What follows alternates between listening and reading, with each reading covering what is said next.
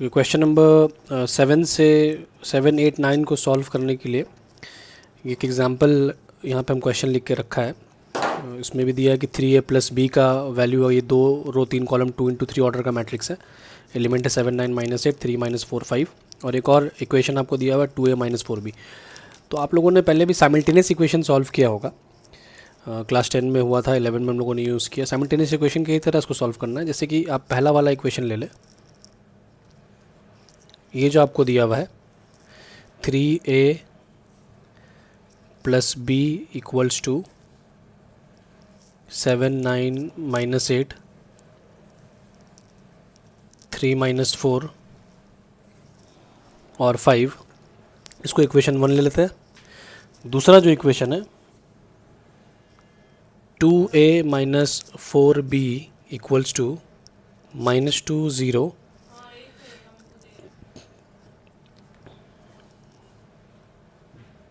ये second equation हो गया।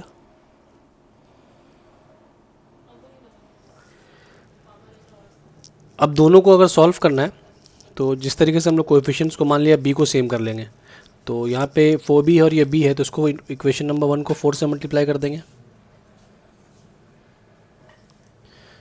और 2 को 1 से मल्टीप्लाई कर देंगे, क्योंकि पहले वाले इक्वेशन और दूसरे वाले इक्वेशन दोनों का साइन ऑलरेडी ऑपोजिट है। तो आपको ऐड करना होगा, सब सेम होता तो सब्ट्रैक्ट कर लेते हैं। तो पहले वाले इक्वेशन को 4 से मल्टीप्लाई करने का मतलब है कि सारे एलिमेंट को, जैसे कि 3a आपका 12a हो जाएगा, 4b हो गया, इन सबको भी 4 से मल्टीप्लाई कर देना होगा। तो ये हो जाएगा आपका 28 36 32 12 -16 और 20। क्योंकि दूसरे वाले इक्वेशन को किसी से ऐड नहीं कर रहे हैं हम लोग, बस सॉरी मल्टीप्लाई नहीं कर रहे हैं, 1 से कर रहे हैं बेसिकली। तो 1 से कोई किसी में कोई फ़र्क नहीं पड़ने वाला, जैसा है एज इट इज़ उसको हम लोग कॉपी कर लेंगे। क्योंकि दोनों इक्वेशन को ऐड कर रहे हैं तो साइन चेंज करने की ज़रूरत नहीं है। अगर आप सब्ट्रैक्ट करोगे साइन चेंज करोगे, इतना आइडिया आप लोगों को है। तो 12a प्लस 2a 14a हो जाता है। ऐड करना है कॉरस्पॉन्डिंग एलिमेंट्स को। आप लोगों ने लास्ट वीडियो में ऐड एडिशन सब्ट्रैक्शन सीख चुके हैं आप लोग। तो 26 36 -29 18 -19 और 19, ये आपका 14a का वैल्यू आ गया, जिसमें आप a इक्वल टू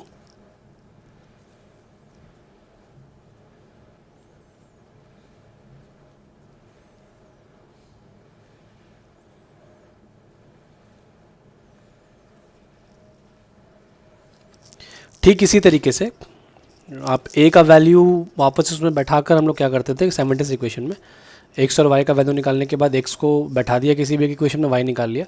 यहाँ पे क्योंकि a का वैल्यू थोड़ा कॉम्प्लिकेटेड होता है, बाहर में फ्रैक्शन है, वैल्यू रिप्लेस करके सॉल्व करने से ज़्यादा बेहतर ये होता है कि यही प्रोसेस आप दोबारा से करो। अब हम लोग क्या ट्राई करेंगे कि इसमें हम लोगों ने b को एलिमिनेट किया, नेक्स्ट हम लोग a को एलिमिनेट करने की कोशिश करेंगे। अब a को एलिमिनेट करने के लिए क्या करना होगा, इक्वेशन 1 को 2 के साथ और इक्वेशन 2 को 3 के साथ मल्टीप्लाई कर देंगे।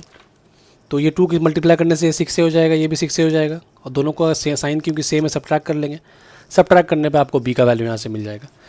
ठीक है, तो यहाँ पे बैक कैलकुलेशन मतलब वैल्यू को वापस से रिप्लेस करके a निकालने से बेहतर है या b निकालने से बेहतर है कि आप दोनों इक्वेशन को इस तरीके से एलिमिनेशन फार्मूला से यूज़ करके a और b का वैल्यू निकाल लें। क्लियर है।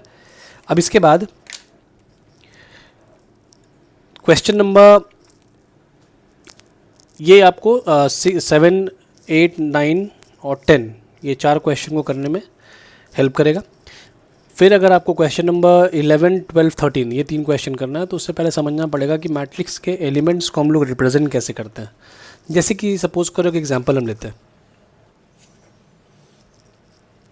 4 2 9 7 3 2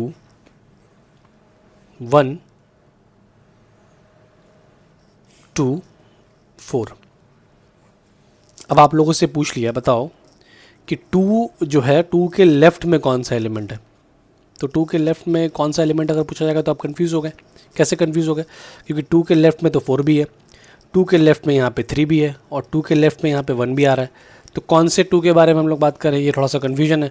तो इस कन्फ्यूजन को दूर करने के लिए ना मैट्रिक्स में एक सिस्टम आया। सिस्टम क्या है कि हर एक एलिमेंट का एक अपना नाम होगा। तो वो नाम अपनी मर्ज़ी से हम लोग नहीं देंगे, उसका भी एक रूल है कि क्या नाम होगा। वो हम लोग इस तरीके से फॉलो करते हैं। नाम होता है AIJ, इससे फेमिलियर है, पहले वीडियो बता चुके हैं आपको, जहाँ पे I डिनोट करता है रो को और J डिनोट करता है कॉलम को। तो मान लिया जाए कि एक 2x3 ऑर्डर के मैट्रिक्स को फॉर्म करना है आपको, 2 रो है और 3 कॉलम है। तो उसका नाम क्या दोगे आप? 2 रो 3 कॉलम है, तो अगर ये आप देखो यहाँ पे कौन सा रो हो रहा है, ये पहला रो है, कॉलम भी यहाँ फर्स्ट है, तो I और J दोनों का वैल्यू 1 1 हो जाएगा, मतलब ये एलिमेंट हो गया A11। क्लियर है? इसका नाम A11। तो यहाँ पे इस वाले मैट्रिक्स के हिसाब से A11 कौन है? 4 है। अब A11 के बाद आएगा आपका रो, तो वही है, रो चेंज होगा नहीं, कॉलम चेंज हो रहा है, तो ये कॉलम को डिनोट करता है, पहला वैल्यू रो को डिनोट करता है, क्योंकि रो चेंज हो नहीं रहा तो पहला वैल्यू सेम रहेगा, तो ये 11 की जगह 12 हो गया। 3 कॉलम है तो आपको एक और जाना पड़ेगा, नेक्स्ट आ जाएगा 13।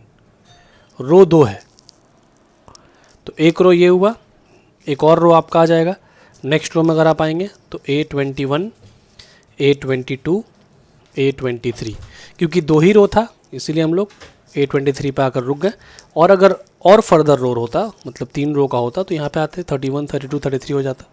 तो अब मान लेते हैं कि अगर देखा जाए तो उस हिसाब से ये वाला पोजीशन A11 हो गया, ये वाला पोजीशन A12 हो गया, ये हम लोगों का A13। रो चेंज करोगे ये 21, 22, 23 हो जाएगा।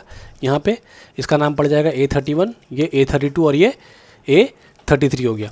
अब आपसे 2 की बजाय अगर हम ये पूछें कि बताओ कि A23 जो एलिमेंट है इस मैट्रिक्स का, उसके लेफ्ट में कौन सा एलिमेंट है, तो A23 कौन हुआ? A23 आपका ये हुआ। अब इस A23 के लेफ्ट में कौन है? 3 है, तो आपका आंसर क्या होगा? 3 होगा। कन्फ्यूजन खत्म। अगर ये मैं सवाल पहले कर रहे थे कि 2 के लेफ्ट में क्या है, तो कन्फ्यूजन था, बिकॉज यहाँ पे 2 बहुत सारा था।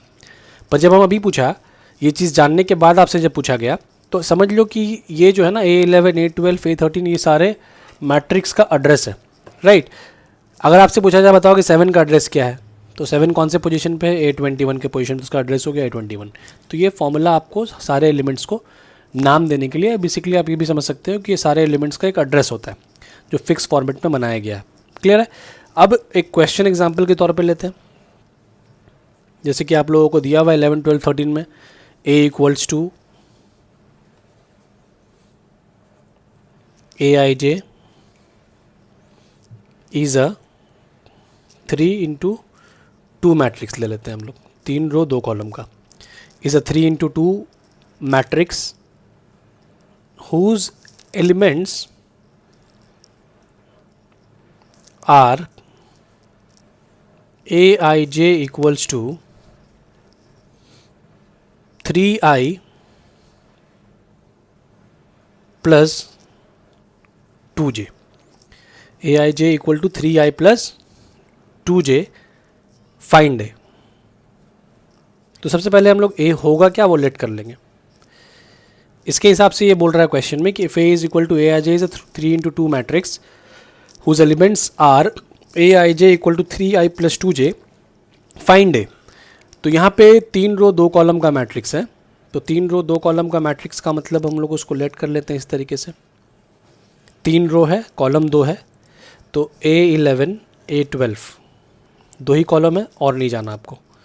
सेकेंड रो में आ जाते हैं A21, A22, A31, A32। 3 रो था, बोल दिया था, तो 3 रो तक हम लोग गए, 2 कॉलम पे गए, तो ये मैट्रिक्स हम लोग ने लेट कर लिया। अब लेट करने के बाद इन सारे एलिमेंट्स का वैल्यू चाहिए, तो ये वैल्यू निकालने के लिए समझ लो ये एक तरीके से फॉर्मूला है जो आपको इन सारे का वैल्यू निकाल कर देगा।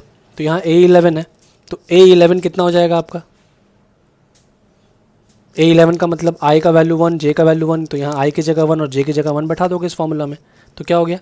3 × 1 + 2 × 1, I भी 1 है, J भी 1 है, तो कितना आंसर आ गया? 5। A11 के बाद आप क्या निकालोगे? A11 के बाद आप निकालोगे A12, तो A12 क्या हो जाएगा? इसमें I का वैल्यू 1 हो गया और J का वैल्यू 2, तो 3 × 1 + 2 × 2, ये आपका आंसर हो जाएगा 7। ठीक है। उसी तरीके से A21, तो यहाँ पे I2 हो गया, J1 हो गया, तो 3 × 2 ये आपका 8 हो गया। A22 I भी 2, J भी 2, तो 10। A31 I3 J1 11। A32